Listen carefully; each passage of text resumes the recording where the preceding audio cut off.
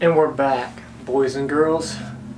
Today I'm going to be discussing something that I've really been having some thoughts about.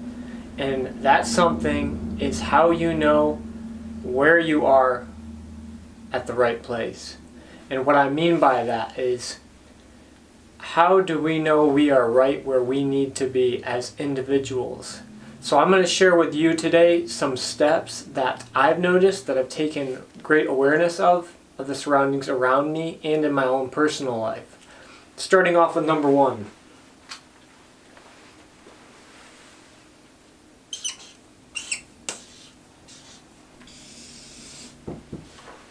You feel lost.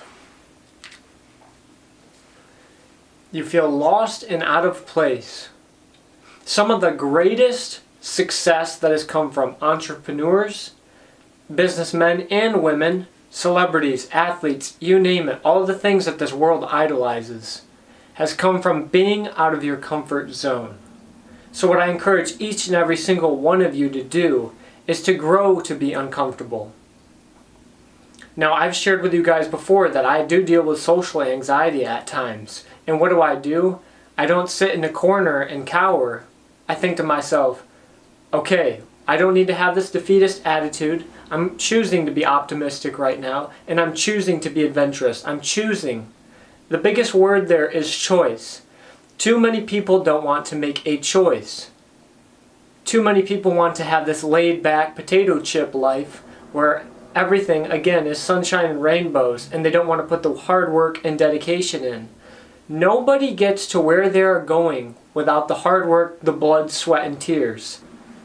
And sometimes it's what you don't see behind the scenes that creates those empires that you guys are all looking to build. So feeling lost and misplaced goes right back to that Jordan Peterson quote that I shared with you guys. In 12 Rules for Life, he states that there's a fine line between chaos and order. And that chaos is utter madness, but order emerges out of the chaos. And it's on that border, on that line between chaos and order, that we know that we're right where we need to be. Because we're absolutely exhilarated at the fact that we don't know what we're doing, but we're also nervous. We're terrified. Number two.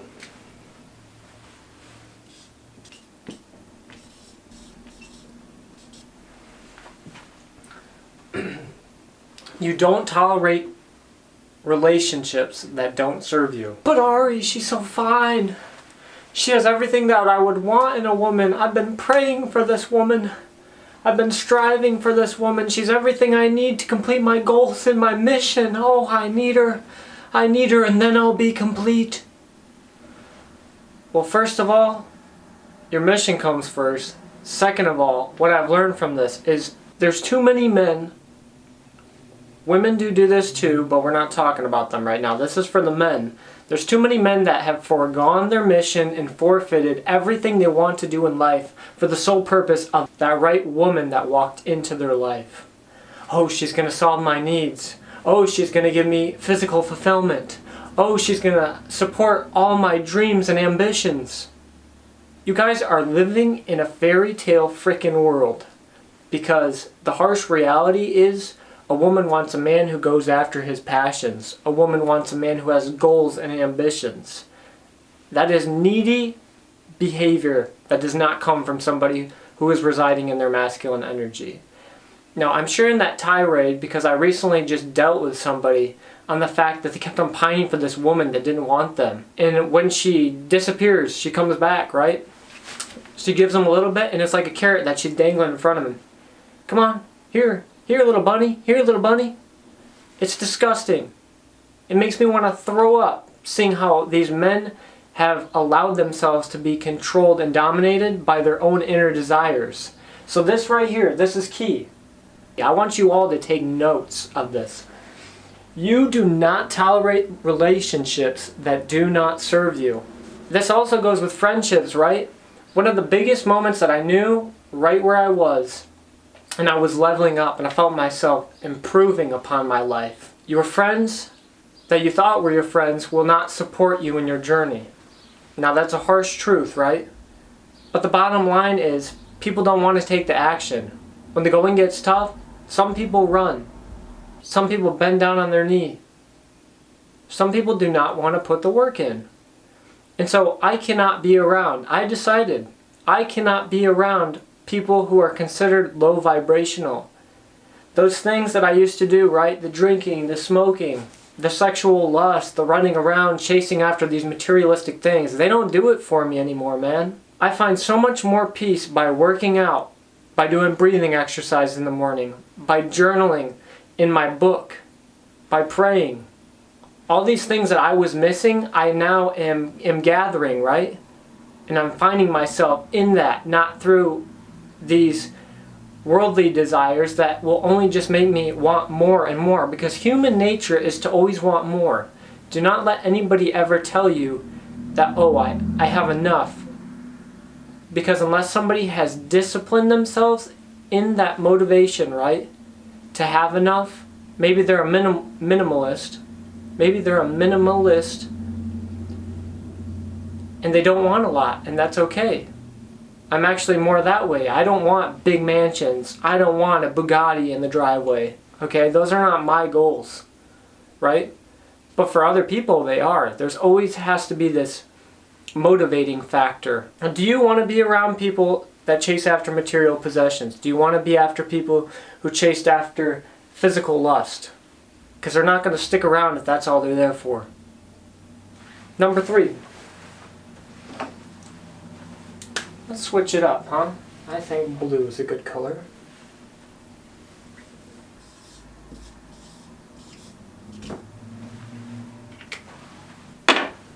Number 3, you nourish your body. What does that mean? When I'm talking about nourishment, I'm talking about physical nourishment, right? I'm exercising, I'm eating right, I'm taking care of myself. Grooming habits, okay? There's a lot of nasty freaking dudes out there that don't wear deodorant, and we're not in middle school anymore, alright? Wear deodorant, wear cologne, dress nice. It does not take a lot of effort. The other thing about this is spiritually, right? Where are you at spiritually? I'm not telling you you have to join a religion. I'm not telling you that you must find God, right? But for me, what worked is I did find God. I looked through all these other religions because at a point in time, I forgot who God was. I didn't like the idea of the God that I grew up with. So I did my searching, and I experimented with drugs and all that. And then I come back to it, and it's really like, it was all vanity. There's a book in Hebrew text on King Solomon, and it talks about how he chased after everything that was vanity. Alright, women, vanity. Riches, vanity.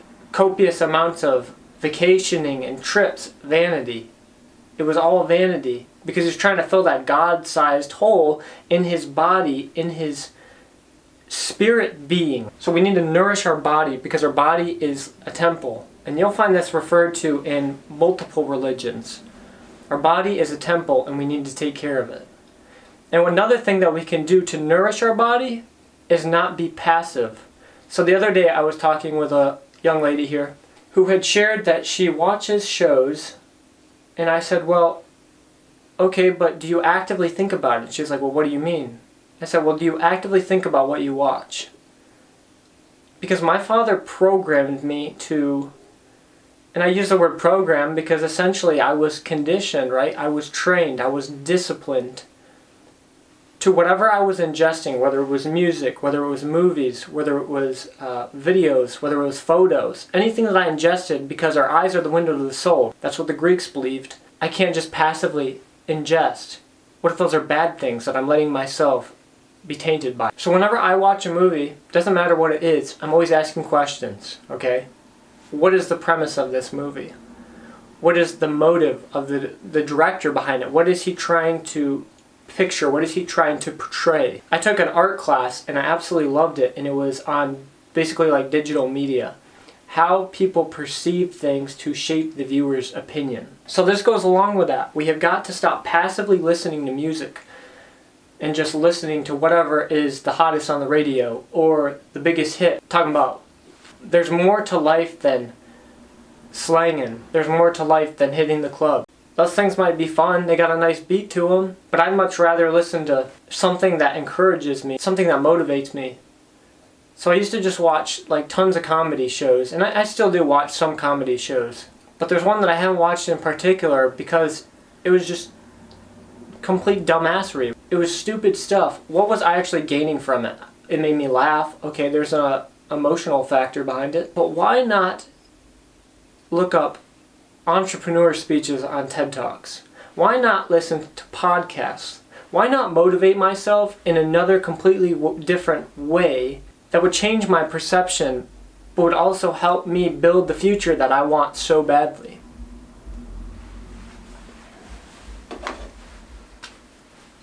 Number 4 is that you have a strong desire to help those around you.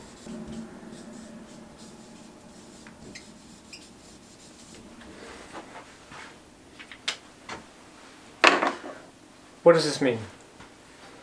I've noticed that as I was slowly leveling up and right where I needed to be, I was experiencing more empathy for people's situations. And so when you're looking to have a strong desire to help those around you, you see a lot of broken people. The more and more that you gain this awareness in this state of consciousness, you notice things, you pick up on things. I don't want to say like you're like a genie, but you get intuition, you get these thoughts that come to your mind, and they tend to resonate at the same frequency as somebody else.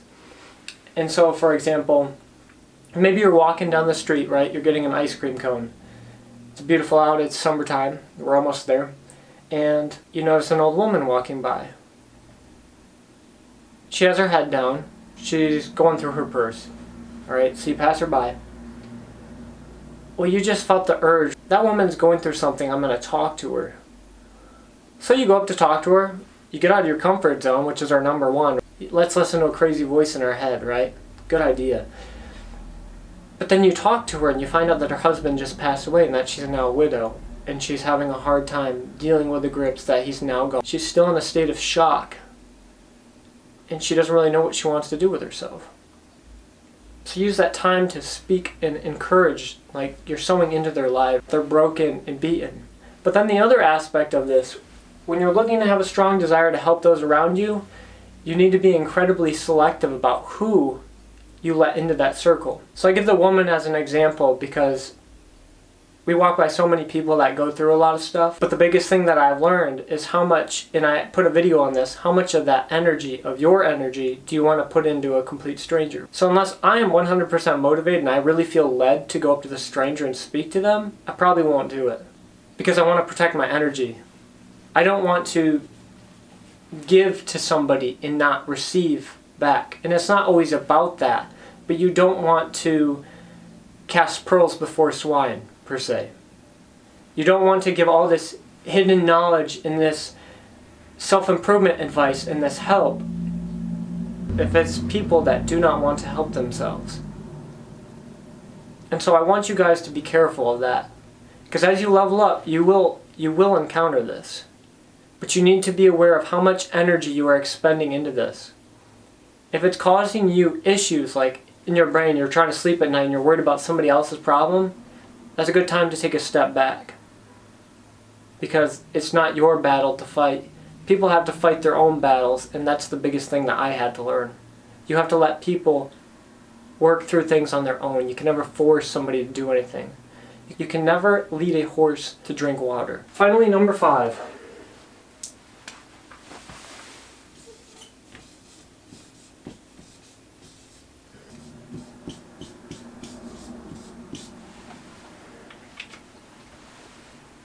In case you can't see this, very important. Goals and habit equal alignment. So when you're right where you need to be, your goals, right? I carry a watch. Yes, watches look nice. Watches also help me to tell time. Something that I've been working on myself is time management. That's a habit. So write down some goals in the next 3 months, 6 months that you want to achieve for yourself. What habits did you want to change, you know? Maybe you're eating absolute garbage processed food.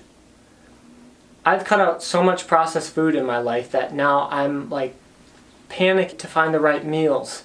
And so now I have to do the research. What does a gluten-free diet look like? What is this chemical? What is this chemical? Because even organic food nowadays has some really bad junk in it. And so when you are right where you need to be, your goals and habits are slowly becoming aligned. And I myself am not even there yet. Time management's a big one for me. Most of the time, I'm punctual. But there's also times that I just spend way too much time doing things that just should not take that much time. And then I complain about, well, hey, where did the day go? I wanted to do this. So maybe you get sucked into a social media vortex, right? Our phones are like a deep black hole when we don't learn to control them. So when you know where you're right where you need to be, your goals and habits become aligned. They become in unison. They become one. So take the time right now to go through this. Write down the notes that you found were important and apply them to your life. I'll see you soon, and as always, stay frosty.